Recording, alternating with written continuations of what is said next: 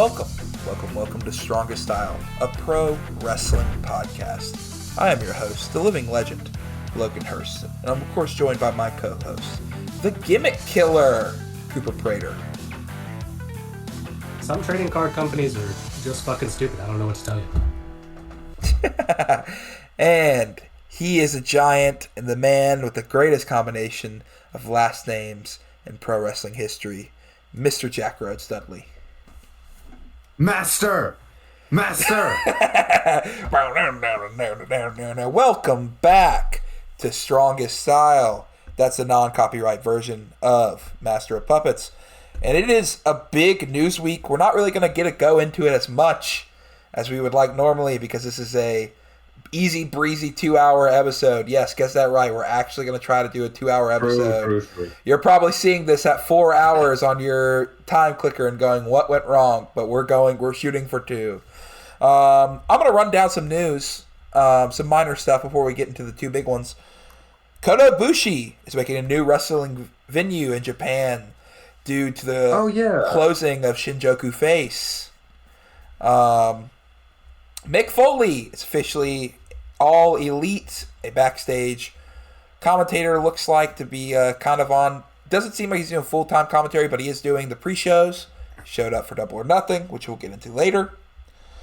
Utami, I'm not going to try to pronounce that last name. Hayashishita. Thank you, Cooper. Returned to stardom 3 days after going freelance from Marigold. Enzo and Cass are possibly going back to the Fed.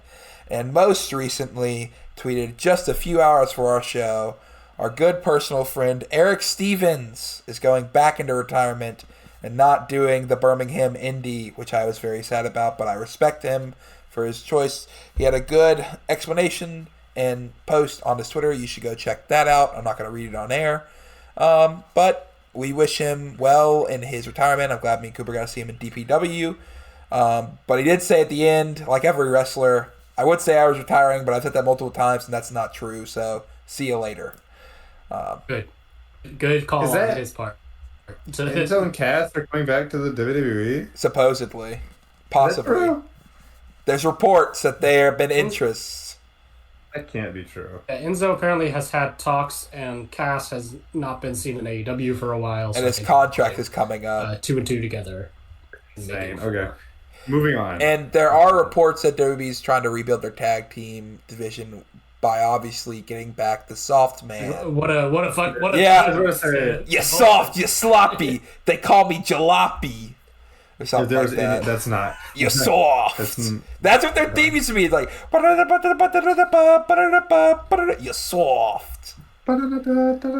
I hate to say it, I was a big Enzo and Cass guy. I'm sorry. I think there might be I think there might be a tad bit of desync going on, maybe on just my end. So I'm going to back out for a second, and I will be with you in just a moment. Heard that. Jack, I hate to say it. Yes. When I was first getting into wrestling, I was big on Enzo and Cass. I was like, these guys are yeah. cool. I mean, I was too. I think that kind of stuff is that archetype is very fun to me. I like the talking during the entrance and just getting the crowd hyped and stuff. It's a good gimmick, but they were never good. Actually, I mean, Bill or W. Morrissey or whatever you want to call him has been at times a pretty solid giant. But yeah, Enzo is never good, and he ruined my beloved 205 Live, so I will never forgive him. Smack Talker, Skywalker, bada boom. I want to see bro back in pro wrestling. I'm sure he's been in MLW or something. The real one has been in pro wrestling, brother. FKA, Enzo Amore. I actually don't want to see this because I like Big Cass or W. Morrissey or I don't even remember. Why am I Big Bill? But and also he's married to Lexi Nair. I know it'd be rough on their marriage. Yeah, but they're engaged unless like something that has happened. And I don't want her to leave AEW or them to have a rough time on like different travel schedules. So But, if that's what he wants, Yeah, fair enough. good for them. I don't think they'd be that successful, but maybe they're like, we'll finally get a tag. They never won the tag titles, so. I just feel Have you still been talking about Enzo and Cass? we had to talk about something. Logan was telling me that he was such a big fan, yeah. Look, when I was young, a young 10-year-old, like 10 to 12, I thought when I first saw them that they were funny. But now, I don't want to see them now. But I'm just saying, you don't have to apologize. I was entertained by I said to you, I was like, you don't have to feel so bad about it. The smack talker, Skywalker, and all that stuff, the whole shtick. Yeah, but we will not have a tight 2-hour episode by talking about Enzo and Cass. Well, we had to wait on Cooper to get back. That's true. But first mini big news was Nikki Cross and Big Damo have bought Progress. Damo, is it? Damo. Who pronounces it? Always been Big Damo. Somebody pronounces it that. It's always been Big Damo. Nobody pronounces it. Okay. You pronounce it like Big Damo. Damo. Big Damo. They have bought, I believe, definitely Progress, but I'm pretty sure they bought Defy too, by proxy. Well, yes, because they are. Yeah. The assets, at least, I guess. They're in the indie game. I don't know if this is just like they're fully taking over it and kind of breaking it down, or they definitely changed the corporation name of it to like, what is it? Something Marks? Asterisk mark, I think. Yeah. Absent mark. Absent Mark, that's what it was. But I don't know how much they're going to be like hands-on or stuff. It's an interesting thing to see. It would be kind of funny if they just like completely rip the Progress branding off, because like that is war. I mean, it might be for the best. Yeah, Honestly, exactly. Yeah. It's Progress tasty. has a lot of good and bad, baggage to it. So, But I mean, as much Damo's. as it'd be, I'm sorry. Go ahead. I was just say, as much as it'd be fun to think about like this as the big, there's a chance at a big return to form, return to like the golden age of Progress. I think that, like Cooper said, it might be for the best if they wanted to just do away with it, because I mean, it's been through a lot, and it's not 2015 anymore. So Yeah. I mean, Damo's been in Progress the last couple of years, like the last 4 years since he's been released. So, I mean, I wouldn't be shocked if he kept the branding just because like he has some sentimental value to it. But it'll be interesting to see where they go from here. I mean, they got Cara Noir as their champ right now. I mean, they're not really doing much. Oh, for real? Yeah, he beat man like Derice, bro. Yeah. He beat the I goat. mean, The goat.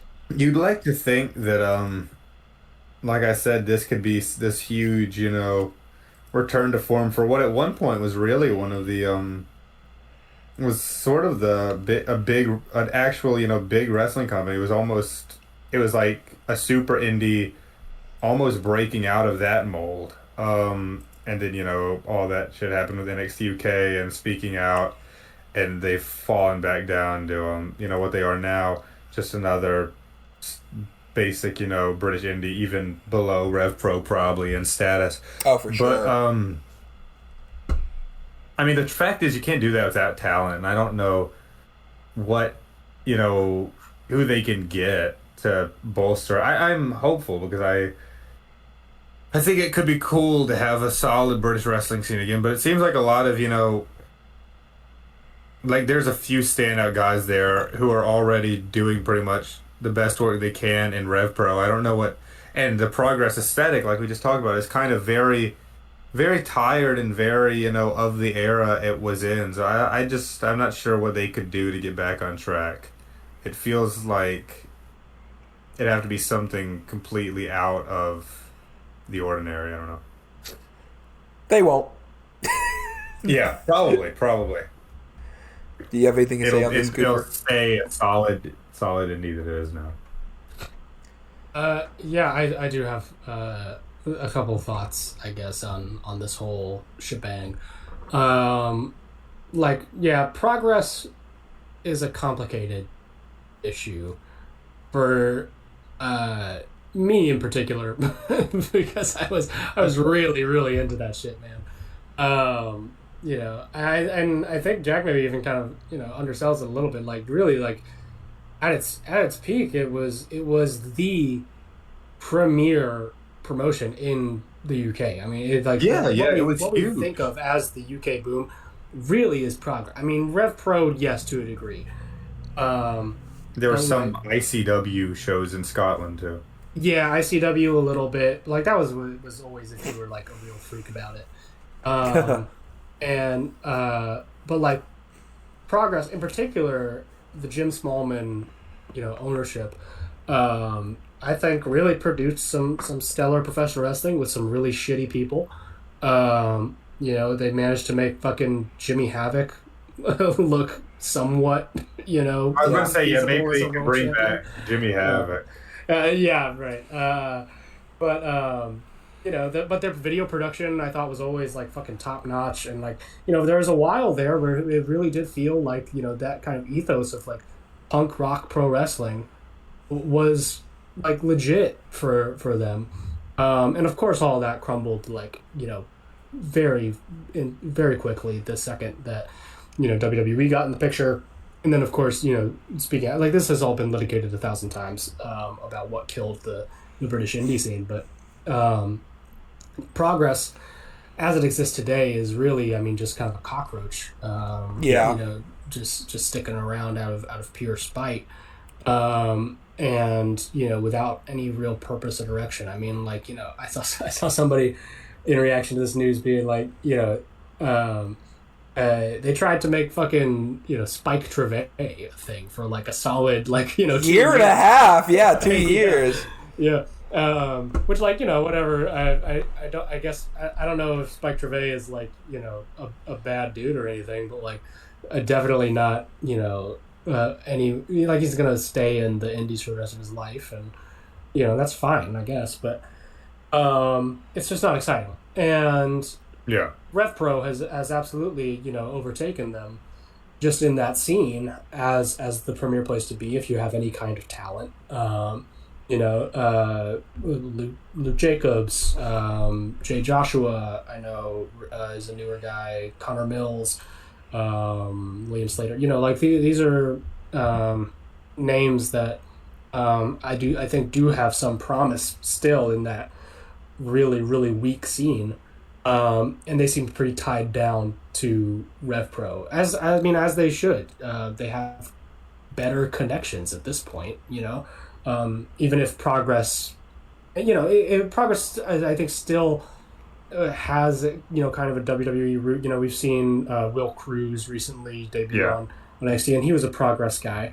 But you're not going to become the IWGP Heavyweight Champion coming from Progress. No, you're not. In 2026. Yeah, and Will Cruz isn't going to become the WWE champion. Oh hell no! Let's be real about He might- that. Whoa. Make it to the... Don't try to devil's advocate me. But I think the kind of like glint in the eye of many a UK wrestler of getting their WrestleMania moment or whatever has faded for a lot of them, as it should. That was always bullshit, and they were always going to get a Raw into that deal. But if Damo and Nikki Cross want to try to make something of this thing that they've bought, it's they bought it, so I assume they have some plans in one way or another. And whatever this thing ends up being, if they decide that the Progress branding is too, toxic at this point and they want to, start from scratch, that I think that is probably what they should do. Regardless of what incarnation it takes, I would be very surprised if they don't have a very heavy hand in it creatively. It doesn't really make any sense, I think, for two people who have been in the business for as long as they have, who have been in that scene for as long as they have, to make this investment and not try to get something back out of it.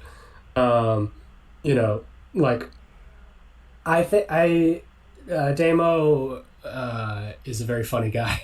When he's not palling around with Marty Scurll, but like as we've seen, that's not unique to him.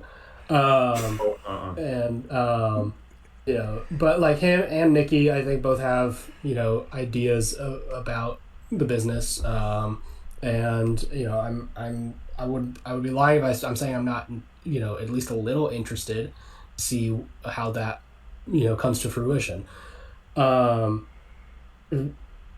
Anybody taking this news as a sign of a revival for the British scene, I think needs to maybe chill the fuck out a little bit and reassess their grip on reality. Maybe it'll be a less smelly chapter of British wrestling, if nothing else. Yeah, it'll be interesting to see. It's funny you were like talking about the Rev Pro versus Progress thing when like half the time they share their guys. I mean, Ethan Allen and Luke Jacobs are the tag team champs right now in Progress. Like they just there's a couple guys who like try to stay just Rev Pro guys. Most of them it's just like, okay, here's all the Rev Pro guys, but this time we're going to push different people, or sure. But like let's be real. Like they are still Rev Pro guys. Yeah, they're still Rev Pro guys. Yeah. I mean, it's whoever I think your stock rises up the most is what you are. Like I say, Darius is a Progress guy now because it was the first one to make him a world champion. I would say Darius is more Progress aligned. Yeah, but it'll be interesting to see. You joke about the Callum thing, but Drilla's coming back to Progress like in a couple months now. Callum was back in Progress this week. That's what it was. It was this week. I'm in Rev Pro. Sorry. Drilla's supposed to be making a Progress appearance, though. Yeah, I know. I did see that. But anyway, who cares about that? Let's talk about the big news. Let's talk about the precious Cerulean Blue exchanging hands. Jack, you want to lead this one off?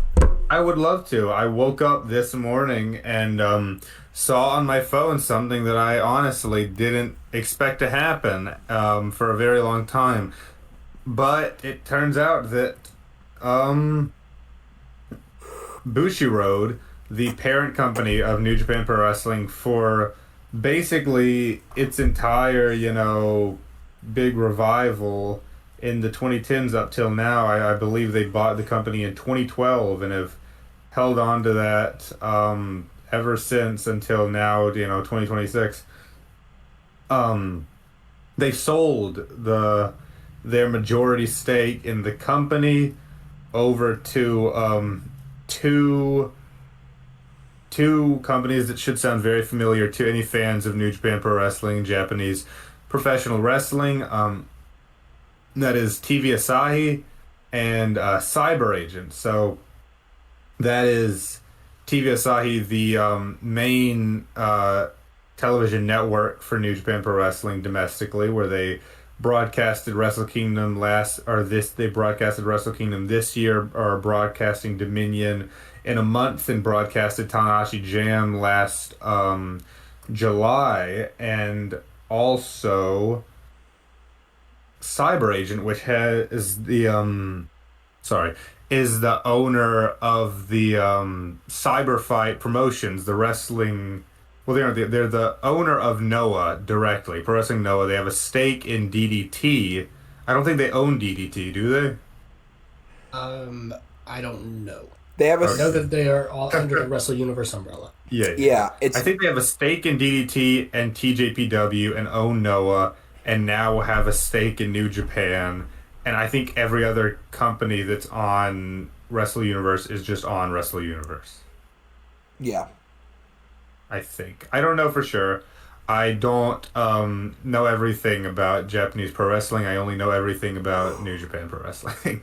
So, I think they are also maybe tied to the Abema streaming network. They are, yeah, that's a good point. Yes, they do. They own Abema. That's a subsidiary of CyberAgent. CyberAgent actually is a very big tech company in Japan. If you sort of look into it, they are much bigger. Both of these companies are actually Now, this doesn't mean that New Japan's going to get like this influx of cash or anything because they're just one of a million subsidiaries. But TV Asahi and CyberAgent both are like objectively way bigger companies than Bushiroad is. You know, the little fucking card game studio. They so this upset a lot of the worst people in the world right now. I wonder, you know, if that had something to do with this, the Suji rant from February. You'd like to think that doesn't factor in to big giant company decisions, but it's very funny the timing of it. Well, let's talk about it then, because like I said, New Japan's been with Bushiroad for years and years, and they've been, you know, shopped around different parent companies for a while. Like Inoki sold to Ukes in the mid 2000s, I believe, and then Ukes sold to Bushiroad. Now Bushiroad's selling to the TVSI and CyberAgent. So it's interesting because things really do and can and have changed a lot when it comes to New Japan sort of switching to a different ownership.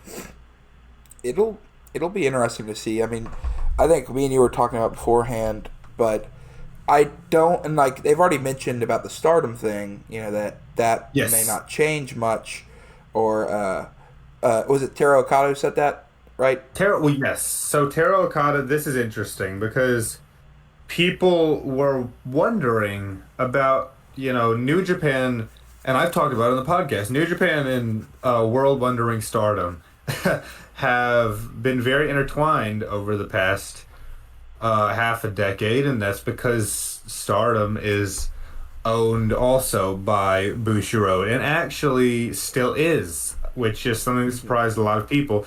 New Japan, well, about a year ago, New Japan and Stardom officially were made into sort of the same company under Bushiroad, more interlinked than ever before. And that happened shortly after the Tanahashi becoming president stuff happened. But then a few months ago, they sort of went back on that and separated Stardom once again. And everyone was a little confused as to if it was less successful the way they tried to do it, or they weren't seeing as much of a return, or what was going on. It seems obvious now that that was preparation for selling off New Japan and not selling off Stardom. But Taro Okada did say today in an interview with Tokyo Sports that they do intend to keep the partnership going, and hope to keep the talent exchange going, and hope to even possibly have another historic crossover pay-per-view eventually, and keep the IWGP Championship on Stardom TV. So it is, or the IWGP Women's Championship rather, on Stardom TV. So I mean, it's interesting to think about, you know, whether or not he's just saying that, whether he's just hopeful about something that is still very much in its infancy, or if they've already worked stuff like that out. It's very I mean, I have no idea. I'd like them to stay together. Obviously, I've said before on the show, I've become a fan of Stardom through my fandom of New Japan, and it does make me sad, kind of, the idea that they'd be separating like that. But it's not like they are that intertwined. They have stuff, you know. They have crossovers, but it's not like constant crossovers. It's not like they're literally on the same show all the time or anything. Yeah, I mean, so it's not that much. Most of what it has ended up as is, you know, you get a historic X over every once in a while, and you get some Stardom showcase matches on the big New Japan shows, and New Japan gives them a belt, like, you know. Yeah. But they've operated, you know, more or less independently for, like, you know, a full. I mean, they did operate independently for like a full decade before this merger, you know, happened. So, you know, I think they are capable of doing that again, with little to no disruption to either party, really. I mean, as much as it might be kind of a bummer just from a fan perspective to, you know, not have that kind of crossover. I think New Japan in particular, maybe benefits more perception-wise, at least to, fans outside of Japan, for having some women in it at all, Right. And you're starting to see slightly more, gender integration within Japanese. Noah has a women's division now, and a women's belt. So, this is becoming more of a thing that is expected, I think, of Japanese companies, which it very much was not, and for the vast majority of history. But yeah, I mean, it is weird. I the thing with Taro Kata and him saying that he's hopeful. I mean, yeah, you can read that however you want. The corporate speak is kind of it kind of transcends language. Yeah. No doubt. But like CyberAgent and CyberFight have not been antagonistic to Bushiroad that I've really noticed in any way.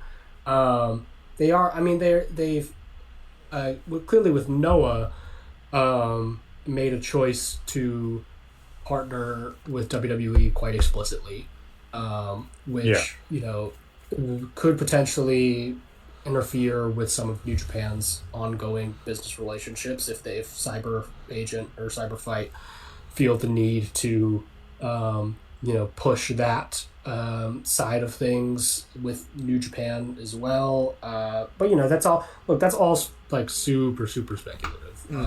We know literally like nothing at this point about how this deal is going to look for New Japan. We don't know if it means Wrestle Universe integration, if they'll get to keep New Japan World. We know nothing. So but it is a big break in a relationship that saw not only New Japan's most recent boom period and their biggest explosion of popularity, certainly amongst foreign fans, but also a very steep decline. So everything has a course. Everything has a beginning, a middle, and an end. And Bushiroad and New Japan have, I think, kind of reached the natural conclusion to whatever that was. And you gotta move forward in some way. It doesn't now. I am a little concerned about it. Just from a, I don't really like the entirety of an industry being under one umbrella. Regardless, I'm not a fan of that. And I would like for all of these companies to kind of remain as independent as they can. With having friendly relations, but separate relations for the most part. But I'm not in these rooms, and I'm not privy to whatever information they have about what is best for their companies. Yeah, I don't really want any New Japan talent locking it up with the modern day Three Musketeers over there in Noah. No. Archie Cole, and then God, what did they say for Titus? I don't even want to know. Oh, Masahiro Chono.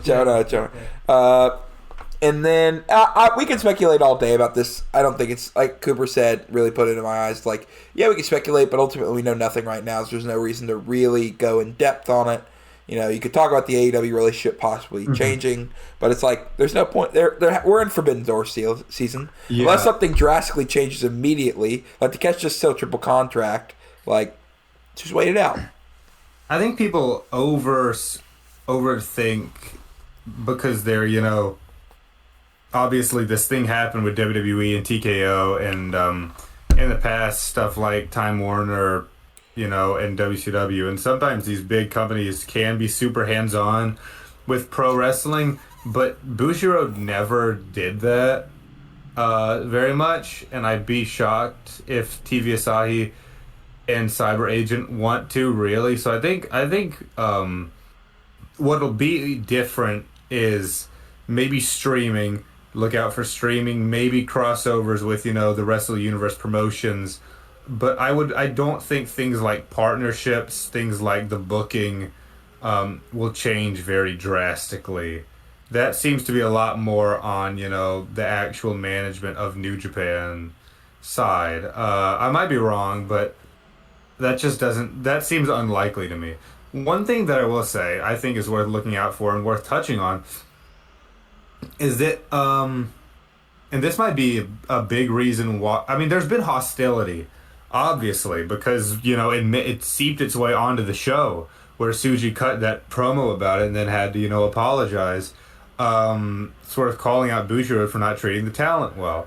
And it has been a story, probably for the past, since Okada left, that there was tension between some of the highest ranked wrestlers in New Japan versus, Kadani and some of the higher ups at Bushiroad that worked with New Japan Pro Wrestling affairs. And it seems like a lot of people, a lot of wrestlers have not liked management there to the point that they, left the company. That is, especially Ibushi, Okada, and Naito were pretty public about their issues with Bushiroad management. So I wouldn't, it opens. I'm saying that to say, I think this is a good thing if you want those people to have avenues back into New Japan, and I think it's a good idea if you want talent to stop being so pissed off that they leave the company, like has just been a pandemic in New Japan lately. Yeah. So I wouldn't even be surprised. Honestly, I would not be shocked at all if Naito just comes back full time now. Him at least, because he never left Japan, and he was always saying, I do not want to leave New Japan. He just seemed to really not fuck with the higher-ups there. So if there was anyone to look out for, I'd say Naito could well be back in time for Wrestle Kingdom season this year, and I would not even bat an eye. Okada and Ibushi obviously have moved on to other roads, but it's still, I think... Unite the fucking IWGP and GHC, brother. That's what yes! Brother, you think he's taking that belt off Shane Haste? Come on now. I know he's taking it. No. And he's going to do it with one knee. No knees, brother. Yeah, so, I mean, I agree with what y'all are saying. I can totally see being wary of a CyberAgent monopoly over pro wrestling. I think it is frustrating, the idea that wrestling is in such a state to where only one company is really interested in them, in consolidating all this. Wrestling in Japan, is in such a dire state.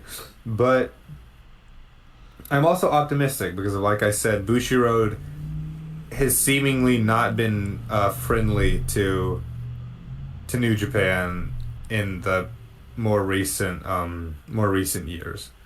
So maybe a shakeup like that will be a good thing for talent morale, and I liked seeing the Gabe Kidd tweets about it. Did y'all see the Gabe? I did not. I saw him pissing on the mascot. Yeah, he posted a thing of Great Okan made like a filter over it that looked like he was crying. There have always been these rumors about Okan being really good friends with Kadani, which is hilarious. And then he also posted one of him pissing on the Abima mascot, which I don't know when that was taken, but it seems like a while ago. Yeah, I can't wait for Gabe to be back. I love the man. I pretended not to for a bit, but I can't hide it. He's my boy. One thing we forgot, and the genuine news I forgot, it's just going to fall in the AEW a little bit. Willow Nightingale injured and relinquishing the TBS title happened immediately after we recorded last week. We're not really going to mention it much on Double or Nothing, but brutal. Especially since we all were like, me and Cooper were like, she's winning the title at Wembley, which is obviously not going to happen now. But maybe Cooper's right. Sorry, go ahead. Well, I was just gonna say, especially since both of her TBS title runs now have kind of fallen short of expectations for one reason or another. Like I don't think we got to see the natural endpoint of where that would have gone. Oh, definitely not. And I don't know, maybe Cooper's right about his Windsor prediction now. We'll have to see who the wild card is. He knows all. Oh, we also didn't get mentioned. I'm still a champion. What? But moving on to a better and a brighter future for Japanese wrestling, we have fantasy booked our own possible Super J Cup ninth stage. A better and brighter future in the alternate reality of our imagination. Yes, exactly. Manifesting it enough. We're manifesting it. It is what I have donned the Super J Cup ninth stage because they've done 8 Super J Cups so far, and each one they say like whatever stage. I'll go first as I came up with this idea. Now, for the AEW participants, if you hear this and you go, there's absolutely no way AEW would let them go, I understand that. But I have alternates just in case. If you're like, Cooper's like, that's the stupidest thing I've ever heard. So, New Japan is getting 2 participants. Who could it be other than Kosei Fujita and El Desperado? From AEW, I took my pick of the litter of the best people on the roster under 205 pounds. And if I could pick, Darby Allin's going over there, brother. Which probably would never happen in a million years. And I'll take Ricochet as like a throwback and someone who's currently kind of in that AEW main event scene a little bit. If neither of those are available, Speedball and Daniel Garcia are the alternates. For CMLL, they get 2 participants. Mystico and Mascara Dorada. For DDT, they get 2 participants. Mao and Shinya Aoki. Representing Freedoms would be Jun Kasai. Representing Pro Wrestling Noah would be Dragon Bane. Representing Dragon Gate would be Shun Skywalker. Representing Rev Pro would be Michael Oku. Someone's got to take a pin, brother. Oh, God. Representing Big Japan Pro Wrestling, Fuminori. What? Yeah, okay. Fuminori Abe. And representing Pro Wrestling Uptown, Kuroshio, Tokyo, Japan. That's right. Do you think there will be any Kuroshio Tokyo Japan, the junior? If Kuroshio Tokyo Japan isn't winning this fucking tournament, I'm gonna throw my chair at my own laptop screen in vain hopes that it will hit you too. Those are like who I have participants. I didn't go any farther than that, but I wanted to like. But you didn't book it. Okay. No. Because I was like, well, that's going to take a while. So I was like, I just put them up. The only thing I have in my mind is like Darby Allin and Jun Kasai is a round 1 match. And the ref's going to get... Oh, my God. The ref's going to get bumped immediately like they're doing in Best of Super Juniors, and they're just going to do whatever the hell they want. But yeah, so... Cooper, I'm interested in what you have. Well, we're not too far off. I mean, we are pretty far off, but not I was actually more giving to New Japan than you. I gave them 3 picks in my lineup. They're not all listed out exactly as grouped by promotion. So I'm just going to go them through one by one. Representing New Japan Pro Wrestling, El Desperado. Hey. Representing New Japan Pro Wrestling, Kosei Fujita. Representing CMLL and AEW, Ooh. El Rey de Plata y Oro, Místico. Representing AEW, Darby Allin. Okay. Representing AEW, Bandito. Representing AEW, Kevin Knight. Representing AEW and CMLL, Mascara Dorada. Representing AEW, The Bastard. Ah! That'd be cool. Representing New Japan Pro Wrestling, Robbie, Sniper of the Sky, Yes. Eagles. Hey, how about Yes. that?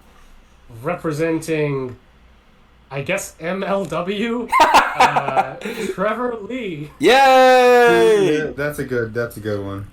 Representing Ring of Honor, Lee Moriarty. Ooh. Representing Ring of Honor, Tommy Billington. Oh. Representing CMLL, Soberano Jr. And representing, finally, his own goddamn self, the Mad Dog. So Nice. I want to state for the record, I looked at Bandito and Pac, but I wasn't 100% sure if they were under the weight I requirement. also was like, those guys are too fucking big these days. They, I think, technically still are. There was varying sources. Yeah, there was very. Um, Well, I know in New and I'm gonna Japan. be honest with you. Even ahead. if they aren't, I don't fucking care. Yeah. I was like, It doesn't matter. I wasn't It's all sure good. if you were going to be a stickler on that, so I was like, I don't want him to call me out. I also know, like, I'll be like, brother, you're going to have to lose a couple pounds. Like, they're not tomorrow off, but we will make you lose pounds. It's like with TMDK when they first were Noah, were technically juniors for one match, and they had them do the weigh-in, and they were like, yeah, we're never doing that again.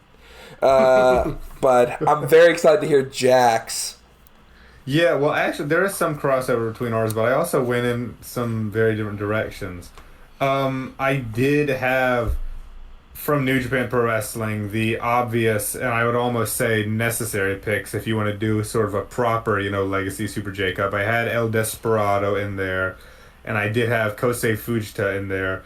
And then for the sake of just being, with the times right now, I did have to put the junior heavyweight god Doki in there, who I think is getting better with every defense. I think he's finding his heel character slowly but surely. And then I did also... Five guys from me. Maybe he could turn back the clock a little bit. Then I did also put from CMLL Mascara Dorada and Barbaro Cavernario. Ooh, good pick. Good pick. Yes.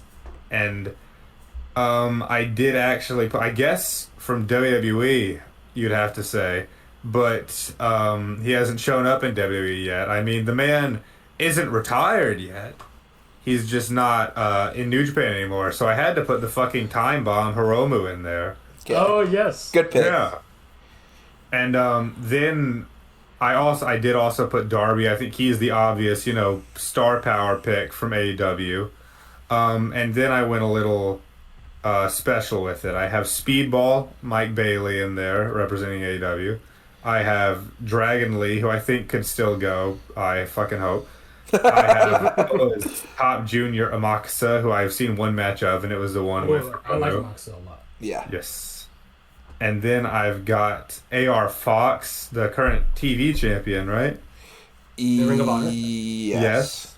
I think AR Fox would be really fun in a tournament like this. I've always been a big fan. I do have Pro Wrestling Freedoms, the Crazy Monkey Jun Kasai. He has been on a run of his life in this Best of the Super Juniors, and I think he's definitely made me want to see him more in this sort of situation. Then turning over to the Federation proper, I did have to put Javon Evans in, and then I put Danhausen in the Super Juniors. So that's my fourth. Now, I'm just gonna. Real fuckers, Jacob. I'm just Have y'all gonna. seen the stuff about Danhausen predicting the NBA playoffs? I have seen that. Have you seen the Scoober? No.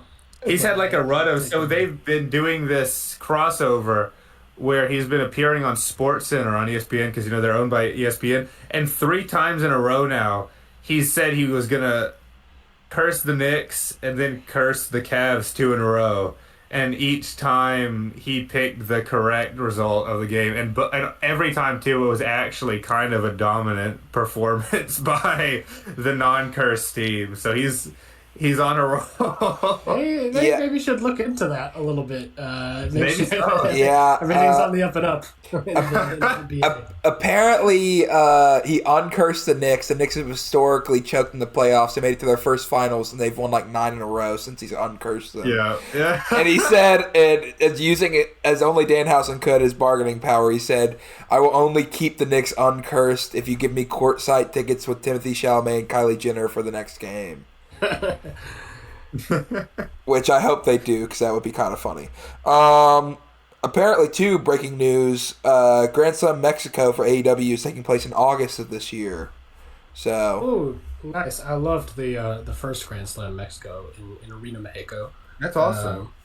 I'm interested to see more of that. Yep. Well, moving on to the best of the Super Juniors. Jack, lead us off. Yeah, this is I don't know, it's hard to talk about the tournament this week because, to be honest, unless I went, match by match by match, all I have to say is more of the same.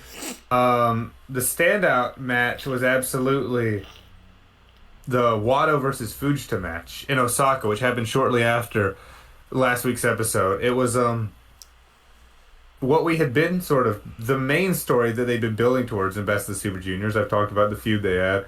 And it was just a fantastic 15-minute or so match where Wato was able to get the upper hand. It was very heated. It was very exciting. And those two, were fucking great. They had just what should be the hottest feud in, junior heavyweight wrestling today. But they are, of course, kind of struggling in New Japan with how to book the juniors. So that's not what's happening. Hopefully we can get back on track and get there eventually, because they have amazing chemistry. And Fujita worked great. The way this was sort of intended to do is to show a darker side of Wato, a more intense side of Wato. And he did it. He brought the fire, he brought the fury. It was super exciting, and he got the win in front of his hometown crowd. Besides that, I just want to point out that Jun Kasai continues to be probably the most fun thing to watch in the whole tournament.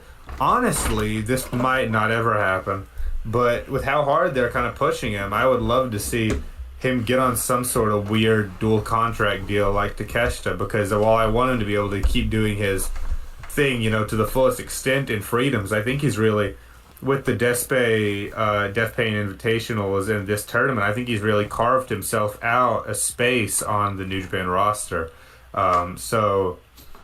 Maybe something like that'll happen. Maybe he'll just keep doing random appearances. But either way, I love the way he's ingratiated himself into New Japan. His standout match this week, funnily enough, I felt like was against Nick Wayne. Oh. Who you might have seen that he called out. That was the main event of that show for whatever fucking reason. It was a show in Kyoto in New Japan's first show in a long time, actually, in KBS Hall, the beautiful stained glass. Yeah, so that was super fun. And, for whatever reason, Nick Wayne doesn't, do hardcore shit at all, as far as I could tell. But they try to protect himself, I guess. Yeah. Yeah, they kind of went for it. It was really fun. I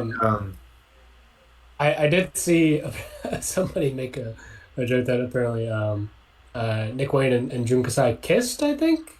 And then afterwards, Jun Kasai said that he has a son Nick Wayne's age. So. I did not connect those two in my head, but both of those things definitely did happen. Oh my god.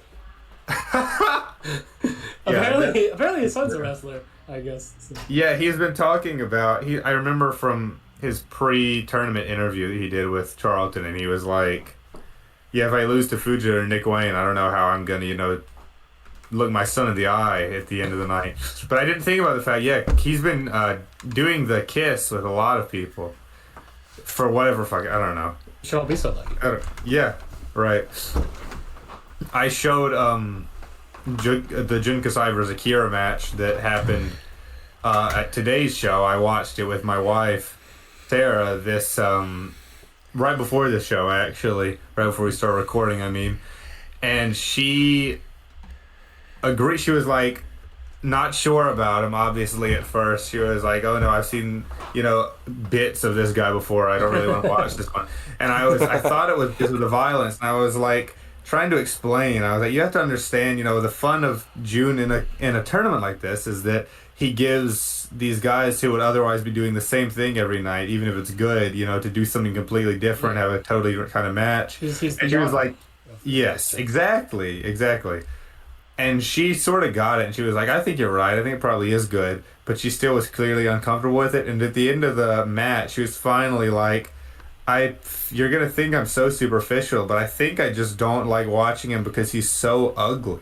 And I was like, oh. That's kind of real, though. Yeah. I can understand that. Dude, and honestly, that made me feel better about it. I was like, I feel bad watching this, when she's so upset by the violence. She probably thinks I'm like a total freak, but it's just he's got the toothless grin and the weird ass ponytail, so that and the flannel, so that made me feel a little better about it. Mismatched eyes and shit. Exactly, yeah. She was like, it's just I don't like looking at his face. So. I think he looks kind of cute. What can I say? He's got a kind of like a. He looks like we're used to him. Yeah. We are, yeah. I could totally see that. When she said it, I was like, fair enough. If it's the first time you've seen this guy, yeah, probably. Right. So, as for other matches, like Cooper gave a shout out to Eagles in the Super J-Cup, I still have been liking Eagles' performances a lot. He had a great match with Taiji Ishimori today. There's a really fun Yo versus Show off. They had a great little feud rerun where Yo was able to beat him with doing the Eddie Guerrero spot where he tricked the ref into thinking Show hit him with something, and I was like, oh, that's kind of cute. Other than that, I mean, it has just been more of the same. Show did steal Hyo's stuffed panther, and then today they had their match, and I thought that Hyo was, of course, going to win and get it back, but Sho beat him and took it back with him. So as of now, he still has the stuffed furry panther. Who knows where that storyline could go? It could take us in some very exciting places. He says being genuine as hard as he can. Yeah, I'm trying. Valiente Jr. faced Teton and wore a Power Ranger Samurai Red Ranger That outfit. Was cool. Yeah. I don't know why he did that, but it was pretty sweet. And then, what else is notable? I mean... Robbie X.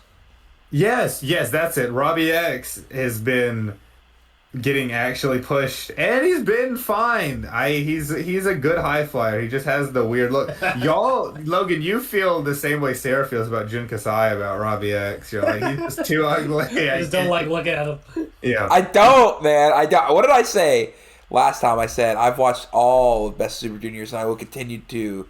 But if Robbie X beats Fujita the next night in the main event, I will not and then watch. He did, yeah. And then I have literally watched one match 5 minutes before we put this on air. Robbie, I'm like, Robbie I refuse. He hit Logan with the 1-2 punch. He beat Fujita, and then the next A Block show, he ended the Teton undefeated streak. So, Logan does not fuck with this guy. Do you like Robbie X, Cooper, genuinely? Okay, like, in his little tag team with Ishimori's fine, right? But, as a singles wrestler in New Japan, how do you feel about Robbie X? I don't fucking care. I don't watch New Japan. That's the real... I'm going to take the... I'm going to know in my heart that if Cooper was an avid watcher again, he would know that Robbie X... He would not like him. Look, I saw his first Super Juniors run. I thought he was British, and so yeah, there you go. He is one of those people that the domestic audience has inexplicably decided to latch themselves on. Yeah, I've kind of seen that. I wonder. No, I don't know why that happened, but I want it to keep happening to keep pissing off Logan as much as possible. You have no one to talk New Japan with if this keeps happening, Jack. I really know that. Okay. Let me do a quick score run through, and then we can end this. Right now, A Block stands with Daiki Nagai, the poor boy, still at 0 points. Then we have four-way tie at 6. That's Ryusuke Taguchi, Robbie X, Kosei Fujita, and Nick Wayne. Then we have 3 lads at 8, Master Wato, Francesco Akira, and Jun Kasai, with Teton, even though he dropped his last one, still topping the block alone at 10. In B block, we have 2 folks at 8, that is El Desperado and Sho. Then a lot of people at 6, that is Yo, Ishimori, Robbie Eagles, and Kanemaru and Daisuke Sasaki. Then 3 at 4, which is Hyo, Jacob Austin Young, and Kushida. Who the fuck did Jacob Austin Young beat? I can't remember. Daisuke Sasaki and He beat Sasaki and Kushida. Kushida, yeah. Absurd. Damn, he beat Kushida. That sucks. Okay. Yeah. Been doing his Contra gimmick, or is he back to Time Splitter? Time Splitters. No, he's just doing his normal, babyface gimmick. Oh man, Brother, I kinda like his. That would be awesome if it was heel Kushida. Contra pajama pants. Yeah. What? He's wearing a different fit? Yeah. Yeah, he's got the long boys now. Oh shit! I gotta look this up. While You're not tapped into the gladiators of MLW. Fuck, I'm not tapped in. No, I'm super not tapped. Brother, Trevor Lee's there. Oh my god, he's got like fucking Jinsei Senzaki. yeah. Right. What the hell? What the hell? They just do whatever over there. That's crazy. Okay. Well, yeah, no, he's just doing his normal stuff. I would have had no idea if you didn't say something just then. I probably would have never figured it out. I'm glad it's not canon. Yeah. I'm glad Best of Super Junior is still running, even if I've jumped off the ship. Hopefully I can get... Yeah, it's been a really good tournament. Hopefully I can get farther than 3 days in the G1. We still have right halfway through, right? There's 14 days. Yes, so what's left in... 1 second. So what we got left, I'll do this too. We've got a show tomorrow in Niigata, a show another day on the 30th in Toyama, then back to Cork and Hall for a 2-nighter June 2nd and June 3rd, then June 5th in Gunma, and then the final at Ota City General Gymnasium. So that's 1, 2, 3, 4, 5, 6 shows left. 6 shows left. So right at the halfway point. But moving on from the island of Japan, we will return there next week to the land of New York City. In New York. Yeah. And Alicia Keys was right there with me. In a stadium, when I went to New York this Thanksgiving, they have so many fucking streetcars blasting that music 24/7. It's genuinely, anywhere you turn you'll hear Jay-Z rapping. If you are in Times Square, you will hear that all the time. But in a stadium no less, we go to AEW Double or Nothing 2026. Now, Cooper, I assume you've watched this whole show. I've watched this whole show and then some. Well, Cooper, the entire buy-in too. Well, Cooper, I'm glad to say you will be leading the discussion today, and I will insert myself when I feel like it. Phenomenal. We open this edition of Double or Nothing, one of the big 4 AEW pay-per-views, with a shock debut. I think, well, not really shock. It was announced, I think, the day before or something. Yeah. That Mick Foley, or Cactus Jack, or Dude Love, or Mankind, or whatever the fuck else you want to call him, came in and makes his AEW debut. He saddles up with Renee Paquette in the middle of the ring at the Louis Armstrong Stadium, which I have to say, just a phenomenal looking building for pro wrestling, which is funny because it is made very much for tennis. But the way that it's constructed, I think it looks really cool. It's very long, and the sides kind of have a much steeper incline, and so like it looks like almost people are sort of standing up in the seats. But anyways, Mick Foley comes out there. The crowd loves him. He has a little, knockoff Jim Johnson theme to accompany him. And he makes a point that, he says that this is one of the big, that he fell out of love with wrestling for a little bit, but that AEW helped bring that love back, and that, he wanted at this stage of his career to feel like he's a part of something, and he feels like he can do that with AEW. So that is our broadcast team for the buy-in is Renee and Mick. We will cut back to them intermittently. Up next, the first bit of actual action that we have on the buy-in was the Women's World Tag Championship Eliminator match with a 5-minute time limit, as the Divine Dominion have been doing for a little bit now, primarily as a collision bit. And this time their opponents were a very thrown together team of two people who I don't like very much. Zeta Steel and Viva Van. Viva Van, one half of the worst match I've seen this year, and Zeta Steel, a perpetual person who was there. So they come out, and I will say, actually, for her part, Zeta had the most entertaining bit that I've ever seen her do, where at the very start of this match, she immediately rolls out to the outside and starts just running around. Just runs around the ring. She does not have to beat Divine Dominion. She just has to run down 5 minutes. But of course, Cross and Bane catch on to this and beat the shit out of her, get her in the ring. They beat the shit out of her in the van.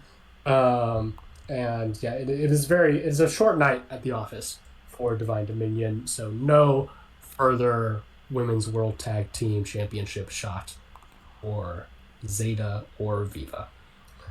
Up next, we had a trios tag match with the Death Riders team of Daniel Garcia, Claudio Castagnoli, and Young Wheeler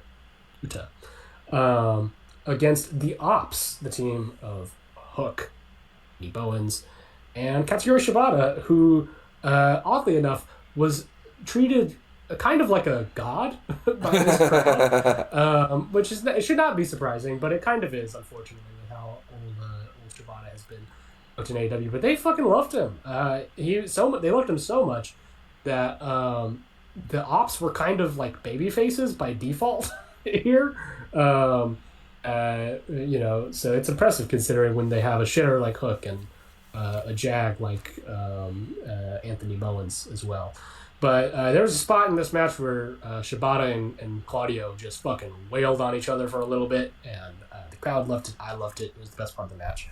But the Death Riders did come out on top, and Danny in particular, I thought had a really great, cocky reaction to winning, where he got up on the turnbuckle and he did the hands towards the Ops. So it was light work for the Death Riders.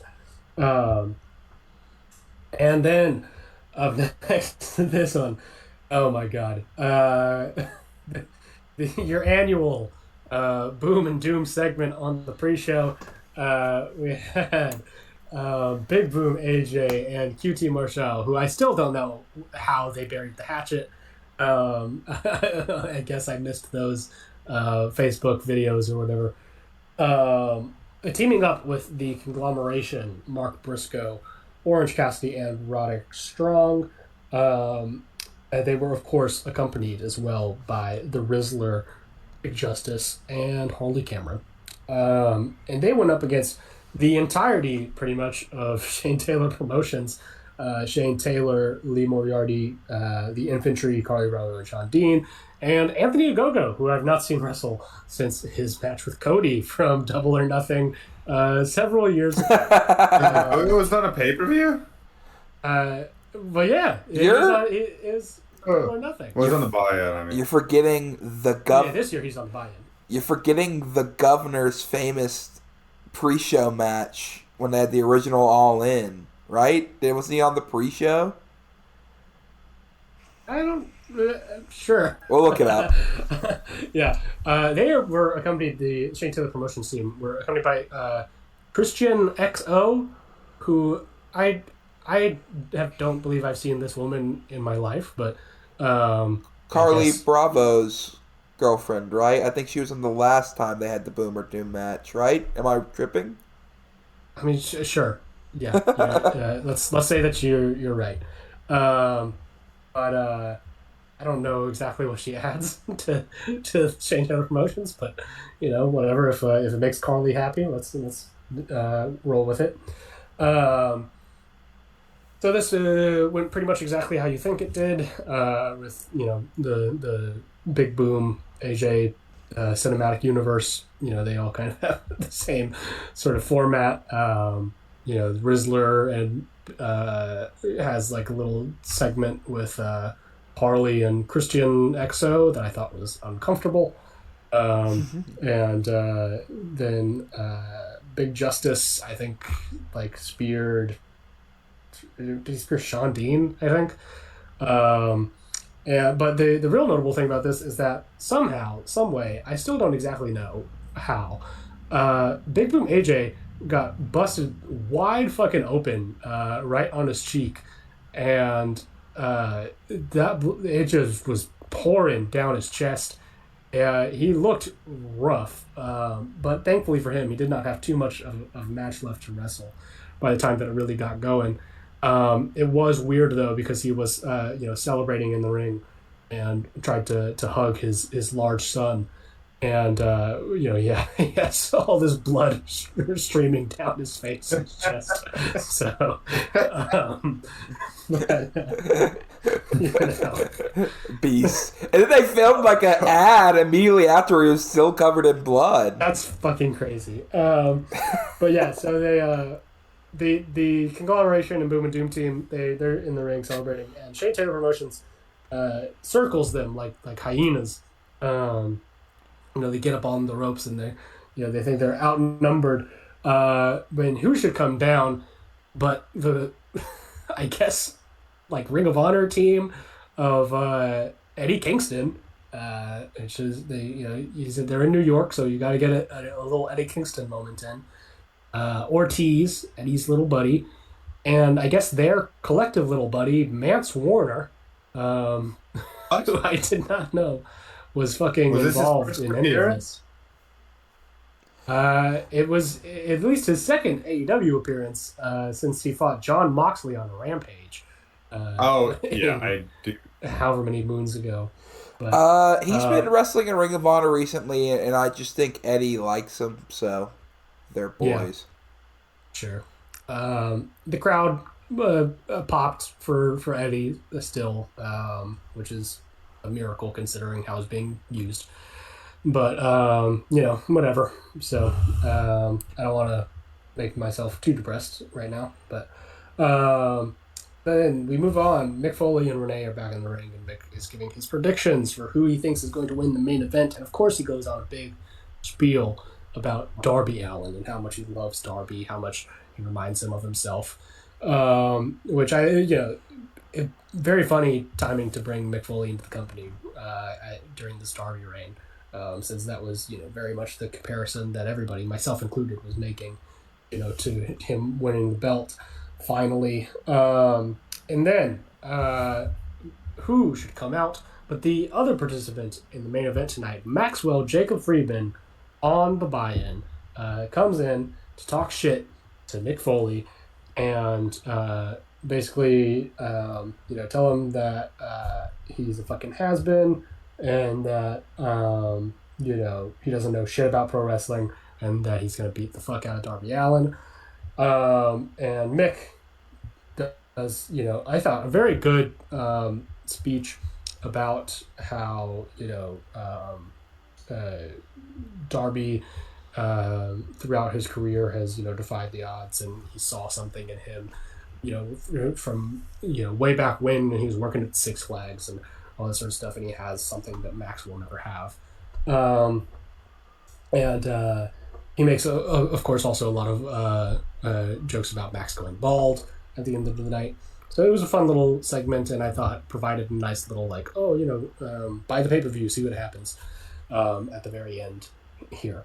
Getting into Double or Nothing proper, though, we have the first match of the evening, and I think, perhaps controversially, a match of the year. There's nothing controversial about that, brother. This is a good match. Okay, I didn't know what the tone was gonna be on old Cope and Cage over here, but I fucking love this match. This was everything I wanted from really this whole FTR title reign, which I've been pretty down on. But man, they pulled it through at the end here. Just a generational eat shit performance from FTR, which really held it down. But I think Cope and Cage, they did their part too. Really though, it's the FTR show for me. I think specifically MVP award for Dax Harwood, FTR Bald here. I mean, absolute, like, true menace on his face. Like, when he's doing the match. But, like, every time he's getting beaten down, just the biggest stooge ever. Like, whenever Christian was pushing him with the barbed wire, the way he, like, inflects his voice. Like, as soon as Beth comes in and beats Stokely, he just shoves her face first into the stairs. Like, all malice. And it's, like, everything... He, like, really... I'm like, this is, like, a generational performance. This is probably one of my favorite performances of him in any match ever. He's just, like... is perfect encapsulation of what his character is.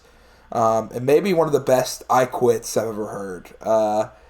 But yeah, for sure. He has a voice made for that. Yeah.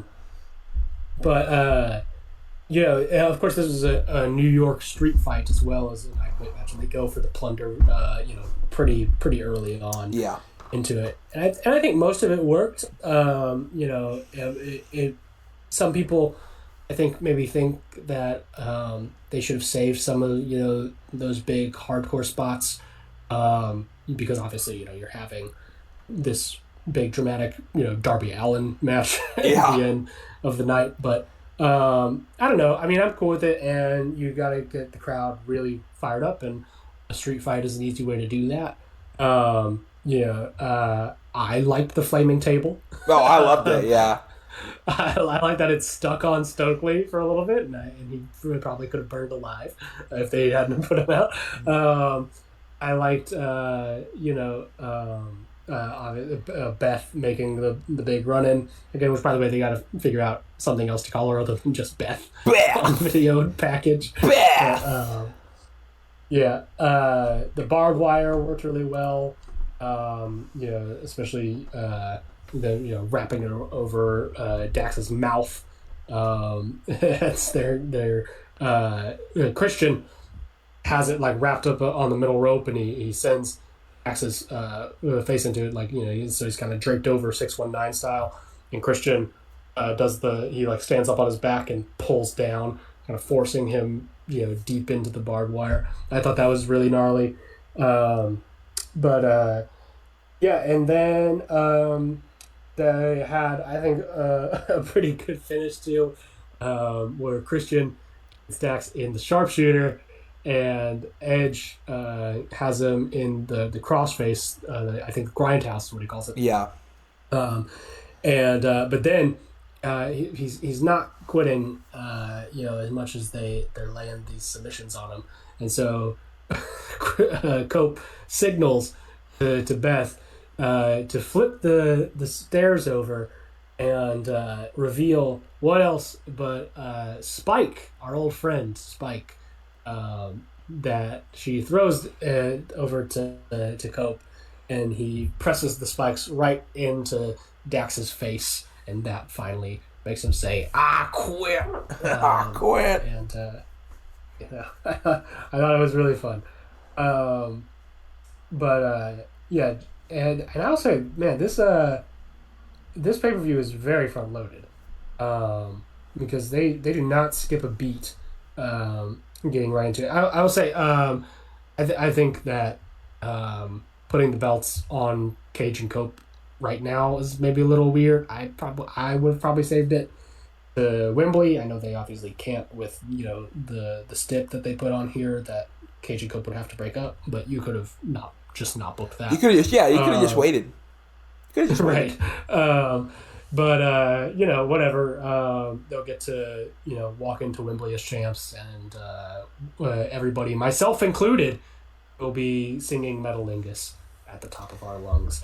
And then we had the really kind of what people I think were maybe debating whether it was going to be this or the Derby match for the main event, but certainly one of the big anticipated masters of the night for the international championship, Kazuchika Okada against Konosuke Takeshita. And even though we have seen it before from World's End, from the Continental Classic match, that was obviously, I think, full of shenanigans and was never really intended to be like the definitive Takeshita Okada match that they had been building up for all this time. Mm-hmm. And as much as I think that this whole storyline has drug out for way too long, and has been way too confusing and has made Takeshita look like kind of a fucking dork, they fucking pulled it off. I loved this match as well. This was also a match of the year for me. This just got in for match of the year. I wasn't like in love with the start of this match, and I had heard mixed things. Same here.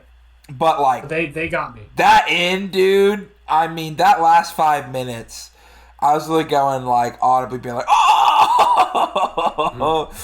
Just. I think really what it nailed down for me is just I wanted to see Takeshita beat this fucker so badly by the end of it, that really did kind of supersede all of my criticisms of the story that they had been telling before that.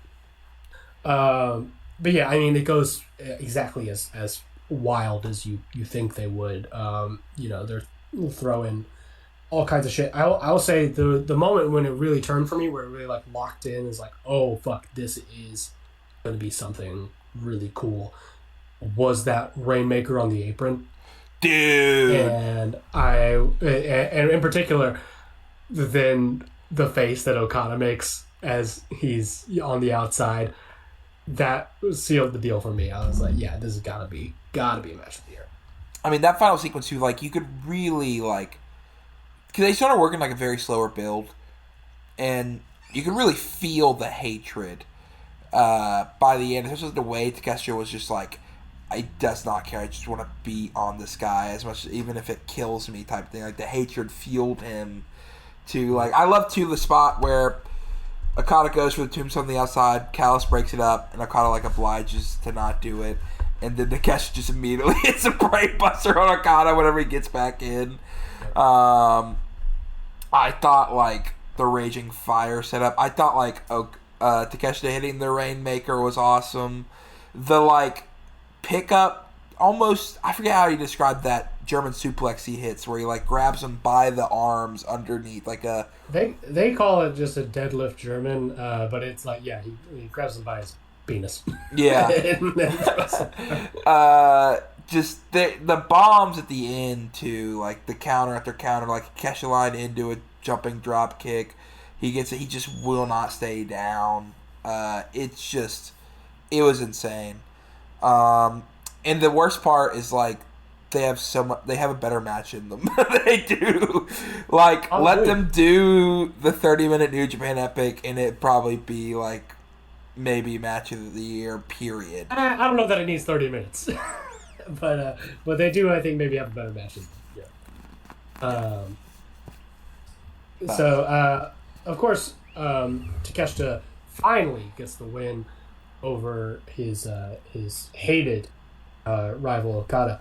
And as he's celebrating with that new international championship, who should come out but the rest of the Don Callis family, Mark Davis, Rocky Romero, some other fucking jobber, I think. It was just Don Callis. It was Davis Romero, Okada, and Callis. Yeah.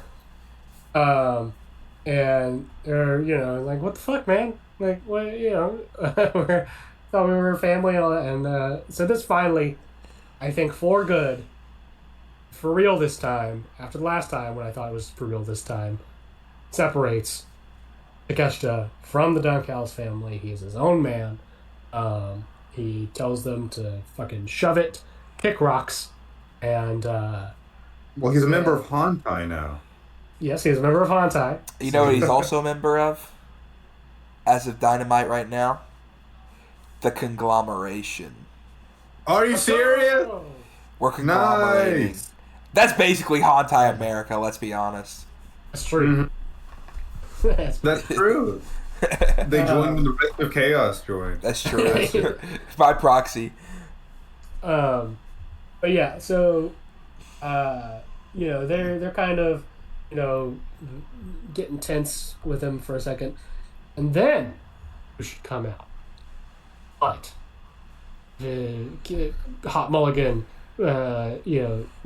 guitar screaming, whatever, emo bullshit. It's the Proto Star, Kyle Fletcher. He comes out in that fucking salmon pink suit. He takes off the jacket. He makes his way down to the ring. He beats off the rest of the Callis family goons, and him and Takeshita embrace in the middle of the ring. Proto Sheeta, for once more, has been reunited. Although I always thought that it should be pronounced Protoshita. That's just me. He raises up Takeshita's arm in victory, and then that rat bastard lariats the big baby and turns on him, joins back up with the Don Callis family. Him and Don are now both balled together, and I guess Proto Kata is the new hotness now.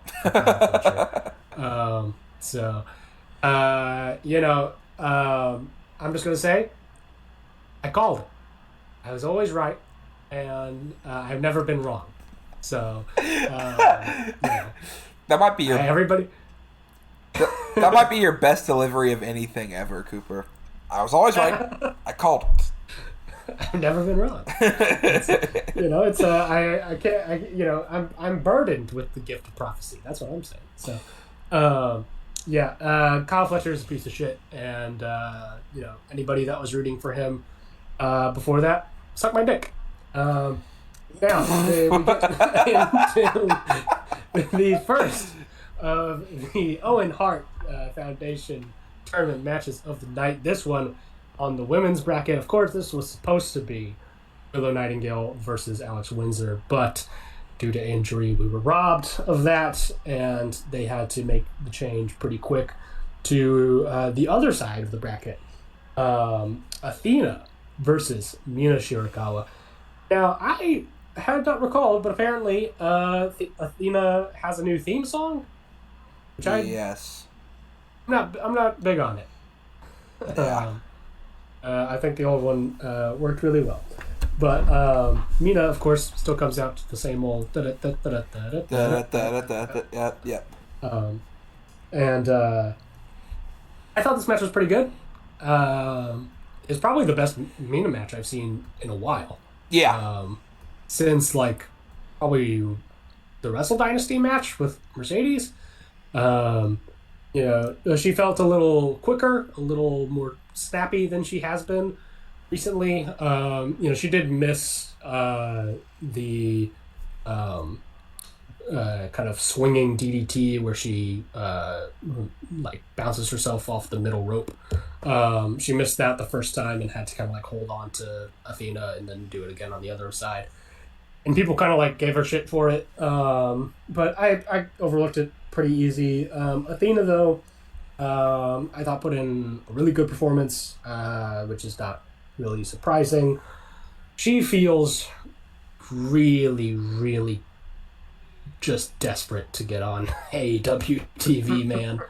And I don't blame her. I mean, I feel like she puts in way more effort for these AEW shows now. And, you know, I think probably the sooner we get her out of that little Ring of Honor spot, the better. But, you know, I'm not Tony Khan. Unsurprisingly, Athena does get the O-face on Mina and proceeds to the next round against the winner of Suri versus Sky Blue. So we'll see. She's wrestling Sky Blue, brother. I know she is. I never doubted for a second. Once again, I've never been wrong. So Sky Blue is beating Suri. Up next for the Continental Championship, in a bit of a grudge match here, we've got the champion, the Death Rider, the ace of the world, Jon Moxley, versus the current AEW Trios champion, along with the conglomeration, Kyle O'Reilly. This was pretty good. It's pretty good. Not a match of the year. I really loved the first two Mox Kyle matches. Mm-hmm. I think those were matches of the year in the year that they happened. But this one, I get what they were doing. I do. I just feel like A, too long, and B, that Mox, I think, needed to feel more afraid. Which, like, I get the story, you want to tell the story that, like, he's a different Jon Moxley than the one that faced Kyle before. But Kyle at no point in this match really came across like a real threat to Mox to me. Not because of what Kyle was doing, but because of Mox not reacting it quite as, like, you know, frantically or cowardly to Kyle's submission attempts as I would like. That being said, like, there's a lot of really great little technical sequences here. I mean, especially it's Kyle O'Reilly. Like, when he gets the chance to just kind of, like, roll with you, he's gonna, you know, make something that just, like, artistically looks really cool. And there were some really great sequences, you know, around the ankle locks that they were trading. Yeah, I don't know. I just kind of wanted more from it. Because I liked the story that they were telling and the feud that they were telling beforehand. So, Logan, what do you think? I mean, I thought it was good. It definitely was not as good as their first couple matches. It kind of blew the wind out of my sails, but I felt like, too, it was like this was kind of just thrown on the card at the last minute anyway. Like, we weren't given, like, a true build-up. Didn't need to be on the show. Yeah, it didn't need to be on the show. It felt like, okay, we want to give Mox something. You know, they had the Kyle feud. And this is just to put a nice bow on it to give Mox the win. Which kind of sucked because, I mean, me as based God over here would have brought Kyle back to face Mox at Wembley and had him get that big moment or something. But I did really like the finish of the way Kyle, like, just clawed and tried at, like a dog looking for an escape, like, to grab the ropes, and he just couldn't get there. And the way the commentary sold it, I thought, well, maybe there could be another match, but I feel like this is it. I feel like this was like a... Yeah, this is probably it. It felt like a... We can't not have a Mox Kyle match because Kyle beat him multiple times before the C2, and, you know, he was probably going to be in the C2. And, I mean, also, selfishly, yeah, I do think it's more interesting if he beats him. Like, you know, if you know, he's the Shawn Dean to Mox's MJF. Like, you know, there's just some guys that you can't figure out, you know? Yeah. I think that would have been maybe a little more interesting. Or at least give him the title for a little bit, and then you could build that back into something else. Like, I think, like, Mox is someone, again, like, he can lose to Kyle, and he's not going to lose his shine. And, like, he can, it's bigger for Kyle to hold that title than it is for Mox to lose it. Like, he can get it back. Like the MJF Darby thing. Sure. Like, you know, like, originally we were like, well, maybe we shouldn't have done this, you know, Darby reign, but look at how it turned out, kind of thing. Even though it was short, it was like it's going to be one of the most memorable AEW World Title reigns, period. The moment was great. Ever. Yeah. Yeah, like right now, possibly, you know. But Time to tell, but we'll get into that later. But yeah, it was good. It's kind of deflating. I wish it was, you know, a little bit better. But like, you know, we always have those first couple of matches. So. Moving right along, back into Owen Hart Cup tournament action on the men's side. First of the two men's matches from this tournament on the show.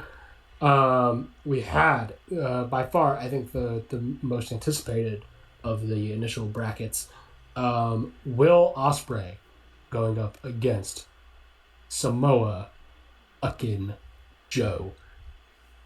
The champ is here. Wait. Yes. Yes.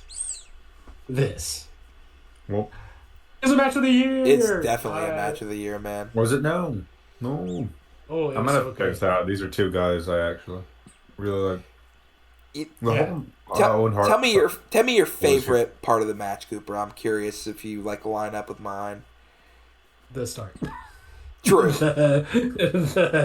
Boom. Right out the gate. Yeah. But no, that was great. Muscle Buster is crazy. The spot I really loved. Well, I love just Joe just like using his strength again, being the smart wrestler. Like, you know, him putting the Kikita clutch on him, and he tries to back him in the barricade, and he just slams his tail into that was awesome. I really loved when he power bombed Will.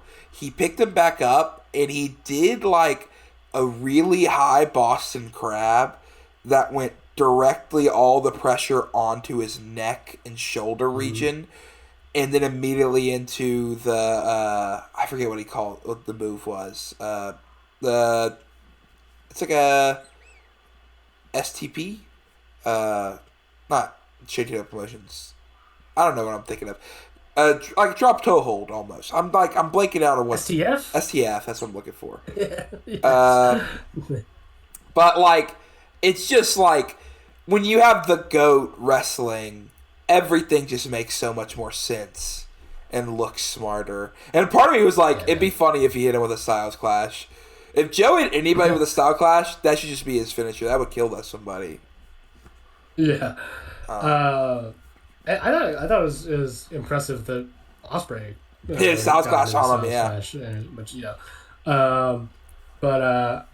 I just thought that, you know, this is exactly the Samoa Joe Will Ospreay match that existed in my head. Yes. You know? And I don't even necessarily ever want to see this again. But like just this one little moment where these two just all time great wrestlers and finally get a chance to interact with each other. It's short too, which is good. This match should exist as like a, you know, burn, flicker, and die kind of you know, sort of thing. But they stretch such great drama out of it. And Noah Phillips will appreciate that, you know, the ref does the arm drop for Ospreay, which of course gives him the moment to, you know, grab the rope to break it. Now I will say, I do once again kind of wish that Ospreay had maybe won the match with a submission of any kind. Yeah. You know, to carry on that Death Rider story that he'd been telling. But I am partial to the Hidden Blade, as listeners of the Finisher Madness tournament episode will know, and so I appreciate that it got the win for him here. And I will say the Hidden Blade is maybe like the most Death Rider-y finisher that Ospreay has. So, it kind of works for me still. Well, also hitting that first one and the second one in the back of the head, too, was like really the Death Rider kind of emphasis on it. But like, maybe let's get some video packages of Mox, kind of teaching Ospreay how to hit a more Hidden Blade, and then you can have a narrative for it. Then followed up with right into the next Owen Hart match and final Owen Hart match for the night. The Ring of Honor World Champion Bandito versus the most dangerous man in AEW, Swerve Strickland. Most dangerous. This is fine. There were some really cool spots in this match. There were some very good spots. It's had maybe like the spot of the night. But I think as a match, didn't quite live up to what I was anticipating, maybe. But a lot of this is very Swerve dominated, which like makes sense. Bandito does get a lot of good, kind of fiery comebacks in. And I will say I was worried that the crowd would not respond as well to Bandito in this. But I think they proved me wrong. They were really hot for his comebacks and his heat segments because I noticed on the previous Dynamite that Bandito did not get a very big reaction, and I worried that maybe is the kind of like hype around him kind of died down, but this crowd was kind of on fire for the whole night, really, and I was glad that they gave him the response he deserves. But yeah, I mean, really though. This is a very kind of spot heavy match, and in particular, the one that broke my fucking brain looking at it was Swerve. It's on top of Bandito's shoulders. Oh my god! And Bandito, like it's like a cheerleader thing, they're about to kind of toss you up, and he balances on him for quite a while. Like, thrusts himself off and house calls basically the back of Bandito's head. Yeah. It was fucking crazy. And is maybe like the best possible excuse to still have Swerve be doing agile kind of athletic high flyer-y kind of moves, even with his bulkier physique now, because you get moments like fucking this that like make no goddamn sense, but they're just so cool. I'm willing to sacrifice maybe Swerve working a more realistic style for his body type, because it means I get to see him do shit like that. Yeah, so and I will also say Bandito hit that much better deadlift 21 plex. Yes. This time as well, which he should just do it like that forever. And I even like the standard 21 plex. Okay, I'm not quite as hyper about how unrealistic it is as a lot of people tend to be, but I do have to admit the deadlift is a lot more impressive. But he goes for a final 21 plex towards the end of this match, and Swerve catches him as he's on the comeback and lifts him up into the vertebraker, and just really crunches him. Gets up into the corner, runs towards him, house call, for the win. I like that he's winning with the house call again. Yeah. They should really emphasize that one more. Next. Before we move on, I have two big news updates. Have you seen anything from Dynamite this week, Cooper? No, because I've been doing this podcast. Jake something's back. Let's go! Did you not hear it, Coop? Yeah, no. I forgot. I realized I'm like... I haven't looked at my fucking phone at all. And two... The results here. Big update on the first kind of domino of this TV... Asahi cyber fight buying is AEW will no longer be on New Japan World for Japanese subscribers due to the contracts. Dynamite, Collision, Rampage, Battle of the Belts, and now no longer being on streaming as of August 31st, 2026. This may have been just because of my AEW, or this could have been other stuff. So there's your You're really first. Gonna miss the Battle of the Belts. When was the last time they did that? It's been a while, brother. But yeah, no, but for that's I don't think that means much. Like for whether or not they keep the partnership going, it's probably just a very technical reason. Yeah, but I like to just state that as like it just whatever. So yeah, fair enough. Now what will El Desperado do on his off days? That's true. True. Up next on Double or Nothing, we had the grand tradition of the AEW Women's World Championship 4-way match with the champion, the Toxic Spider Tekla, versus Jamie Hayter, Hikaru Shida, and Chris Statlander. This was in a really unenviable position. Yes.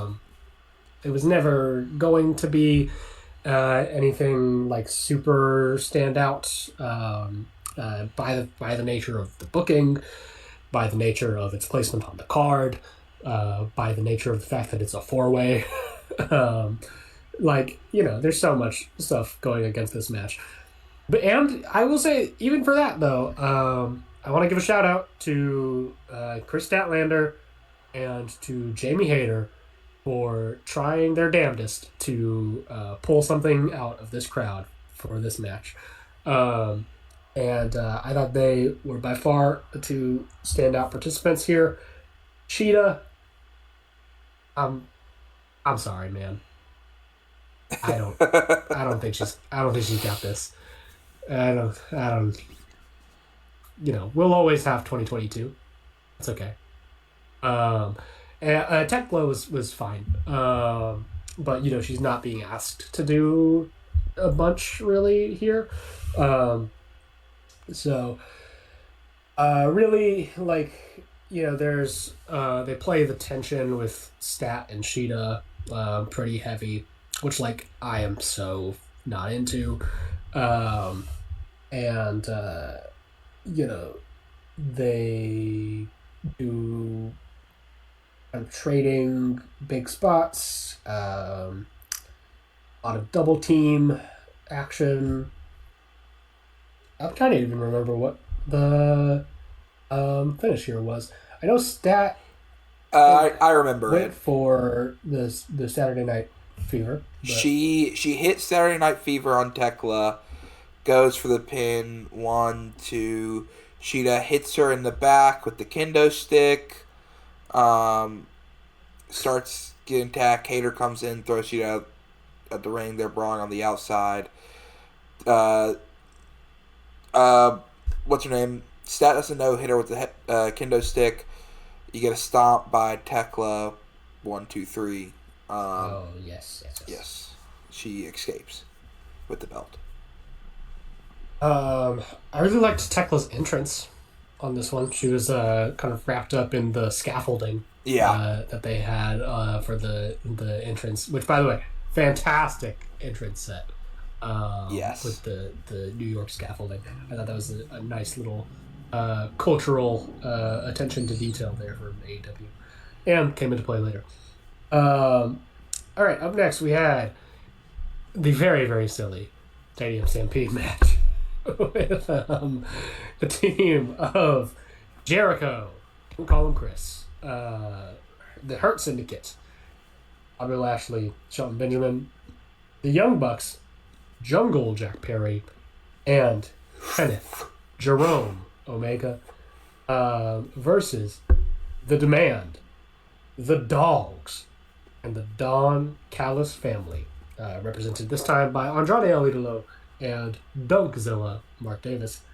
This was very, very silly, of course. I think I'm good on this for a little while now. I didn't mind it. I'm not like super done with it. I think AEW has room for silly and for kind of PWG style hijinks. But the need to have a yearly mandated clusterfuck multi-man match, I think has maybe passed. Same goes for and I'll say that too, like same goes for Blood and Guts. Like I don't think you need to do that every year. And I understand there's complications with doing that, with like you book out these buildings so far in advance that like you need, and you book out these like shows so far in advance that you kind of need these big staple matches for them. So maybe in an ideal world you can't just book them when you need them, but I'm not Tony Khan, so it's not my problem. I will say that like there's some really good stuff here. I loved the face team video package with all of them in their little suit variations and tossing a tennis ball to each one. And yes, of course, Kenny smoking his very first cigar ever in his life, and everybody making fun of him for it. Some of the big spots here that I really, really liked. The very, very PWG influenced like 7-man abdominal stretch to the outside. Was hanging on by a thread with, I think, was it like Ricochet and on the inside of the ring, holding on to Jericho's arm, I think, and then Jericho was on the apron leading to the other guys on the floor. And MVP, or maybe it was the other way around, I don't fucking know. And then but MVP smacks their hands with this cane, and as they break, the dominoes fall and they all go down. I thought that was really fun. Very shout out to the thumb in the ass conga line from several years ago. I thought that was kind of the influence there. So yeah, they had that. They had a crazy fucking tope from a tope con hilo from Shelton Benjamin. Picture perfect. Shelton Benjamin is just an all-time great. They had in the little like pre-filmed backstage stuff, or like around the arena stuff, or stadium rather. Clark Connors got beat onto an escalator and made a very funny looking face as he was ascending while he was coming to consciousness. I think was it Ricochet and like Andrade got into a food fight with Satnam Singh in catering, which I also, by the way, Janai Kai was fucking in catering for some reason. So cool to see her. And fucking that Tommy Invincible fuck, who I wish that they would stop fucking booking for these little extra segments. I'm sure he fucking shows up to work on time or whatever, but that's really that's maybe like the most scathing insult you've said all day. I'm sure he shows up to work in time. But he also doxes women. So we don't like that guy. Yeah, fuck him. Let him go to NXT.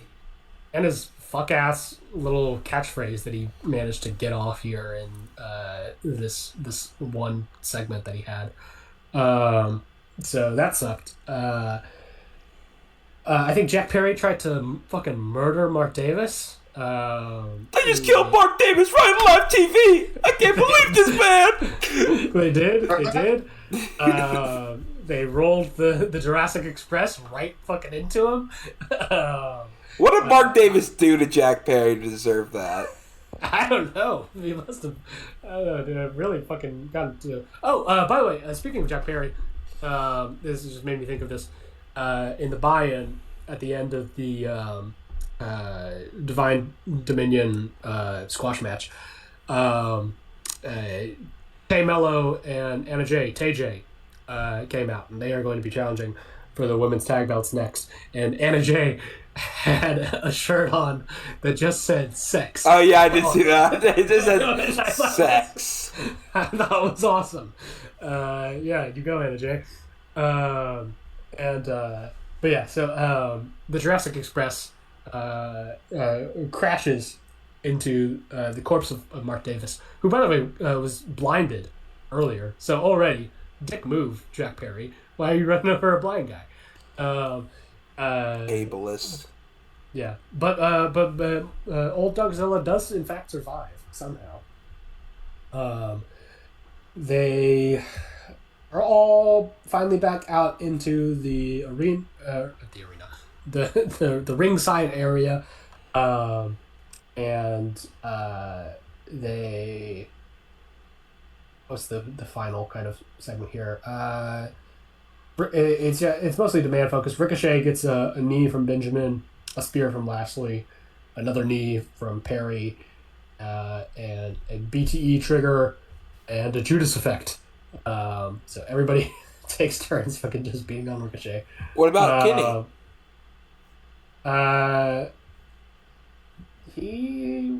What did Kenny do? I don't know. Kenny, oddly enough, Kenny Omega kind of like fell in the background for a lot of this, I thought, which is, I don't know, maybe indicative of something. He gets a V trigger from Kenny. Khan gets a V trigger because he pushes Ricochet out the way. And Jericho hits the Lion Salt on Khan to get the win for his team and try to take back the Lion Salt from Ricochet, which I guess they are going to settle tonight on, I think, Dynamite or Collision. Probably Dynamite. And finally, in your main event of Double or Nothing for the AEW World Championship and for Maxwell Jacob Friedman's hair, it is Darby Allin and MJF in a pretty good match. No, that's the match of the year, man. Is it? For me. Is it? For Okay. me. For my personal. I can see that. I can see it. They killed Darby Allin, man. They did kill Darby. I liked it more than I thought I did. Or than I would. I liked it maybe more. Yeah, I definitely liked it more than the Texas Death with Hangman. Oh yeah. Last big Max title pay-per-view match. And I did think it was a good way to cap off this Darby title run. As disappointed as I am that I will not get to see Maxwell bald. So, it's they go right at it with the headlock takeovers, and MJF gets Darby onto the outside. Well, Darby gets Darby onto the outside by doing a tope suicida through the ropes that he fucking clips his ankles on and damn near fucking breaks his neck landing on the outside. I have no fucking idea. He manages to like self-rotate enough to, I think, land on his shoulders, but it looked awful, and they replayed it, and it was fucking disgusting. Darby gets Max draped across the apron, and he goes up top to hit the coffin drop, but Max fucking rolls back inside and lets Darby just eat it right on the apron. There was that fucking like dueling 1 count thing, which I'm not super big into, especially for a match of this kind of magnitude for both guys. But it's quick, and let's see.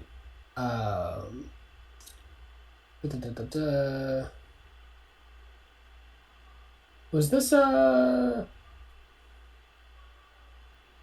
getting lost in the little write-up here that AEW has on their thing here. Oh yeah, MJF goes for Salt of the Earth, and Darby gets him out of it, gets into the Scorpion Deathlock. Yeah. MJF holds onto the ropes and gets out, and then targets Darby's knees.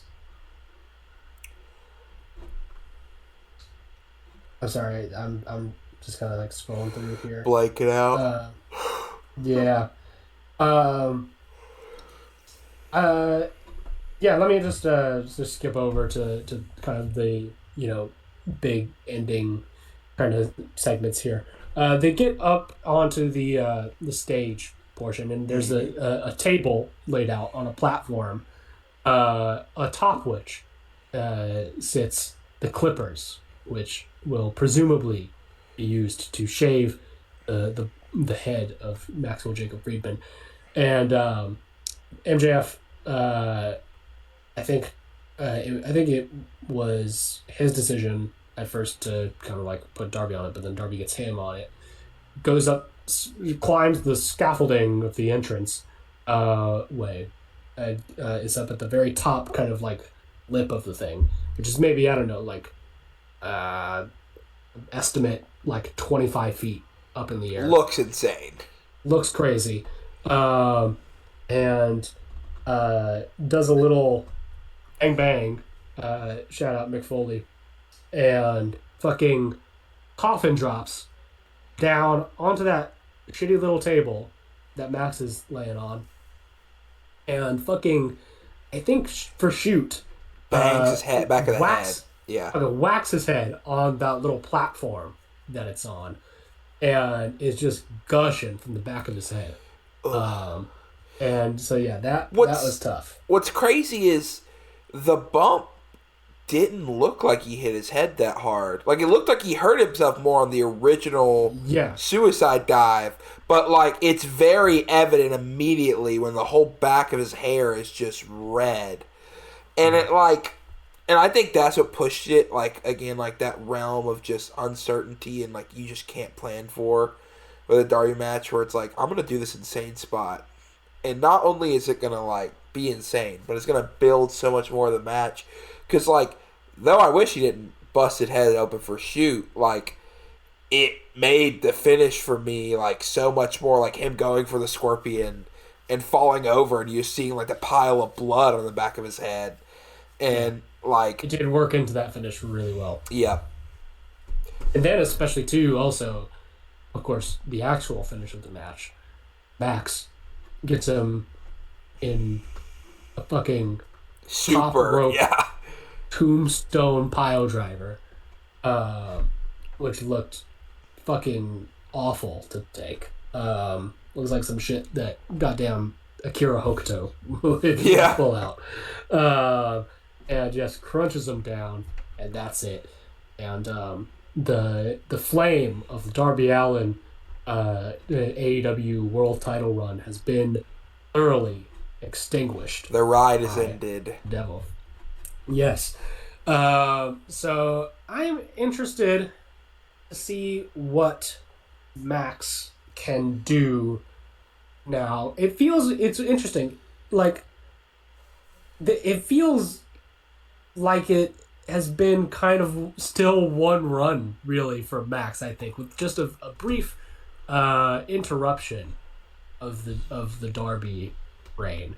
So that is kind of interesting in how it feels for me.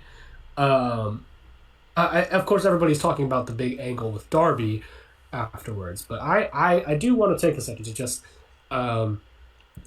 say that Max coming out of this, I think, has more to prove, and it is going to be interesting to me to see how they build the presumable MJF versus Ospreay match for Wembley in a way that hopefully doesn't call back to the whole American champion bullshit from their first Wembley match that we saw the build to. We saw the build too. Mm-hmm. Yes. Which I didn't hate that, but it felt kind of very superficial in a way that I didn't. And it would be disappointing for the main event if and especially this time around. But I just think they gotta really give Max some real interesting character shit this time around. Which in his second reign, I thought that he was getting the matches to a point that I really, really liked consistently, but the character stuff I think was maybe a little lacking, and I would like to see in this third one maybe a more effective balance. But then, of course, I'd like to talk about what everybody else is talking about and how Darby is looking coming out of this with, of course, the presumable program with Kevin Knight. Kevin came up as Darby Allin was being stretchered away from the ring. Runs out and shoos away MJF. At first, the crowd is all abuzz and excited to see Kevin, run MJF off, and then he goes up to the top, and the stretcher is in suspiciously close position to how you need to be laid down to take a UFO splash, and so Kevin just acts as the universe runs through him and delivers that UFO onto a stretchered Darby Allin. He does flip him over afterwards, which is I think maybe even more definitive of the heel turn. So that is interesting. Obviously, there's a lot of questions that I assume are being answered on this 3-hour Dynamite Collision right now regarding Kevin Knight's motivations for turning now on Darby, who is not champion anymore. But this also raises the question of, okay, well, is this the end of Jet Speed? How does Speedball Mike Bailey play into this? Which, once again, maybe already answered. I don't really want to know right now. Okay. Well, I'm not going to say that. Okay. What I do have to say is two things. I think, not knowing what I know now, that I split because I think the Jet is a great baby face, but also it's like you felt like the heel turn was coming sooner or later. It was so him or Speedball, one of the two is about to turn heel. Yeah. And I think this has pushed him up to an upper echelon, which is exciting. And I think his stock just keeps rising and rising. We haven't really seen him falter yet. And his stuff in CMLLs, when he did play Rudo, was pretty good. So, yeah. One thing I think you're overlooking, aside from this Darby Jet angle is AEW did announce that they will be having a new pay-per-view after, I think, Forbidden Door and before, or maybe it was before Forbidden Door, but after, I think it's after Forbidden Door, before All In. Oh, it'd have to be after Forbidden Door. Forbidden Door's next month. Oh, yeah, that's true. So, AEW Redemption. And it will be in Montreal. I think. Yeah. Yep. Yeah, I think that's right.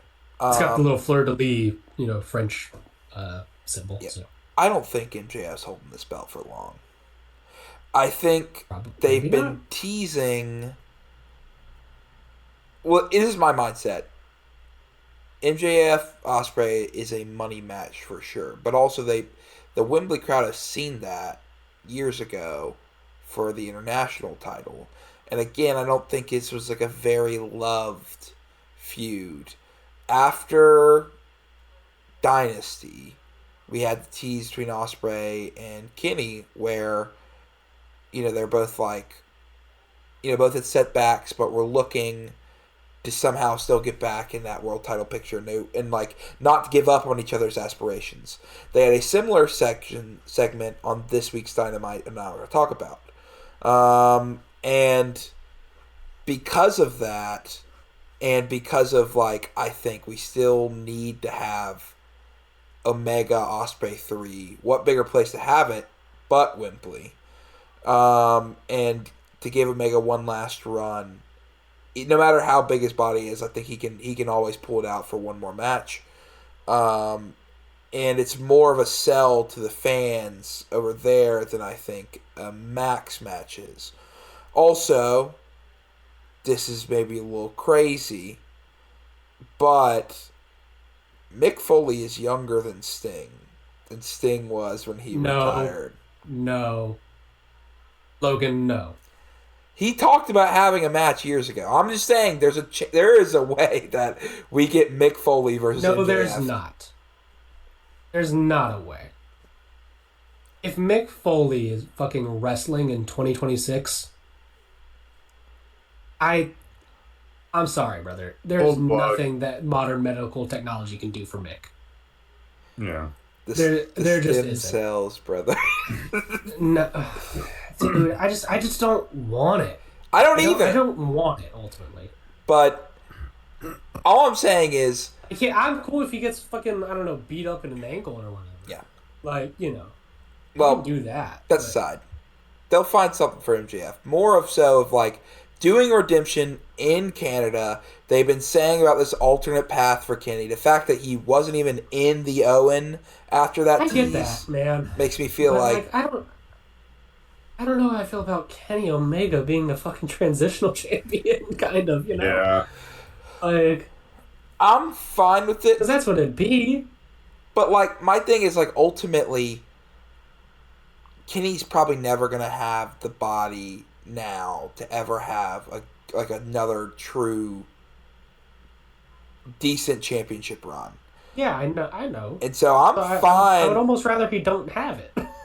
Not me. Not me. I know. Fucking, it's still 2016 to me, damn it.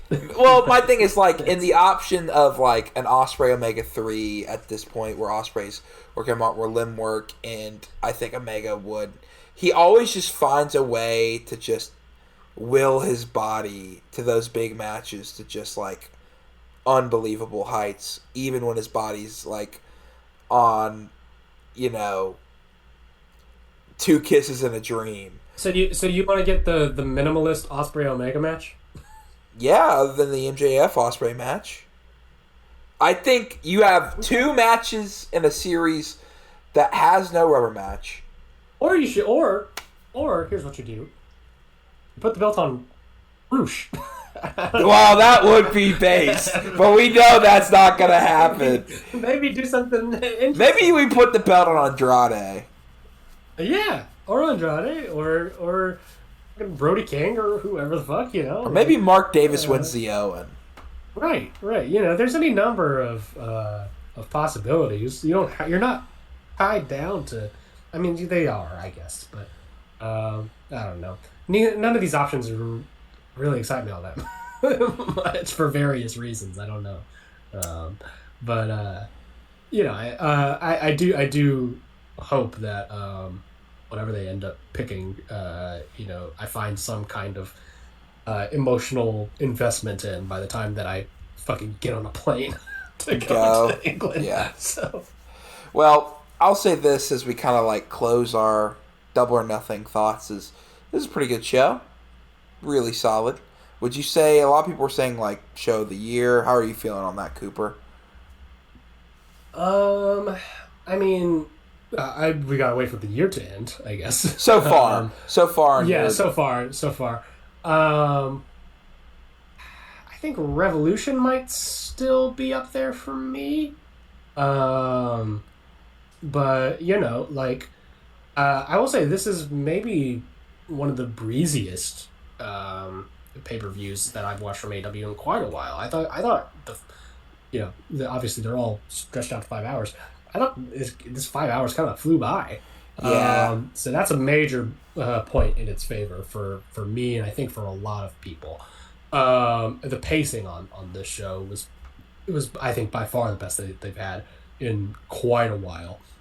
I think that's because of like looking at the match. I think the longest one was the Stadium Stampede, which is more of a breezy match anyway because there's so much going on. 25-minute main event is honestly like unheard of. You know, after like the 40-minute, you know, Texas Death Match. But yeah, I think it's like I saw a lot of praise for this, and the cage match sickos have it rated like insanely high. But I think it's a really good show. I'm absolutely furious with everything they're doing with the women's division right now. And I feel like it's just going to get worse. Yeah. Like, the spot they're putting him in, like, come on, guys. And I feel like it's only getting worse and worse now that, like, we're losing more and more of the top names to injuries or stuff like that. Like, I feel like it's becoming less and less focused, and there's just not good stories, and it's not because of some of the talent, it's more because of the booking. Yeah, that's what it's been. Like, they have talent. They just need to use it. Oh, yeah. That being said, since the TBS title is vacant right now, please God, Tony Khan, if you listen to this podcast, put the belt on Queen Aminata. If he was a real promoter. If he was a man, that's what he would do. And now with this wild card, please God, Tony Khan, I don't care if she loses. Sign Danny Luna. That'd be cool. I would not mind it. Then we'd really get full DPW invasion now. Is something back? Come on. Like her and something and like Priest all start teaming up. And Brian Keith. We'll throw Brian Keith in there too now that he doesn't have a partner. Headlock no more. Any last words you want to say about Dynamite before we wrap this show up? Not Dynamite. I didn't watch Dynamite. Sorry. AEW. Sorry. I didn't mean Dynamite. AEW. He was at a staff meeting. When did he have time to watch Dynamite? It's true. Exactly. AEW good, I guess. The dub is back. Join the arc. With that being said, we're going to go ahead and hit that outro in 3, 2, 1.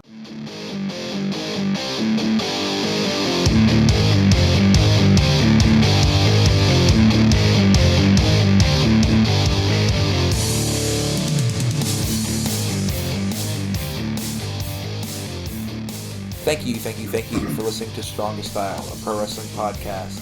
That is it for us this week, but we'll be back with another few hours of rousing wrestling content next week. If you want to follow us on social media, you can follow us at Strongest Style on X. You can follow me at Logan Hurston. You can follow Jack at Average Darth. Cooper doesn't have social media, but Cooper, any last words? What's his name? Something! You can follow this podcast on all your podcast players of choice. Apple, Spotify, YouTube, Podbean. If you are listening on YouTube, please like and subscribe and leave a comment. Tell us how much you love us, how much you hate us, or you feel nothing. We love to hear it. If you're listening in India, we appreciate you especially. we will see you guys later. Goodbye, mwah, and good night. Bye!